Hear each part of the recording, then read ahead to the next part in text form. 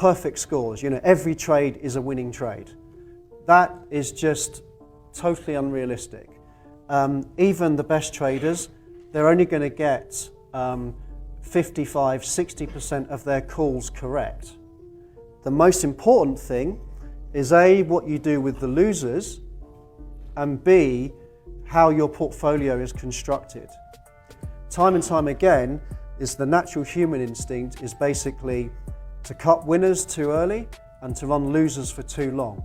And then what happens is the losers just overwhelm anything else, anything good that's taking place in the rest of the portfolio, which is bad enough, but then it gets even worse because it also stops you from coming up with new ideas, because all you can think about is that one position that's costing you your year's P&L, that is just basically eroding everything else that you're doing.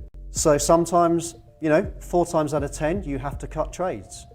Now, psychologically, loss making is much more damaging than profits, for the obvious reasons. That's something that if you're going to have a long trading career, it's just something that you've got to deal with. The way that I describe it is I've got, and in fact this has developed as my trading career has got longer, I now have pretty strict risk limits that I impose upon myself. I don't mean like really tight stop losses, but what I mean is if I get to my risk limit or my stop loss, it is literally, I have no emotion whatsoever about closing a trade down. In fact, it's a relief because I don't need to think about it anymore. So what do we think it takes to be a good trader? Knowing your own strengths and weaknesses is so important, because if you don't know your own strengths and weaknesses, the market will kind of find them for you very quickly. You do need to be tenacious, and you need to be able to handle stress, because nobody really has got perfect timing in terms of entry and exit to trades.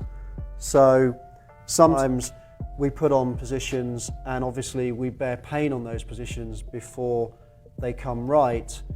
Now, if any of you end up going to work as professionals, you'll find that it doesn't matter how cool or how much risk your boss says that they like to take.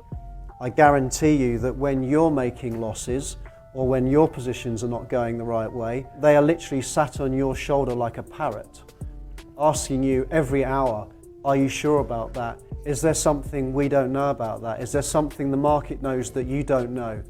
Have you missed something?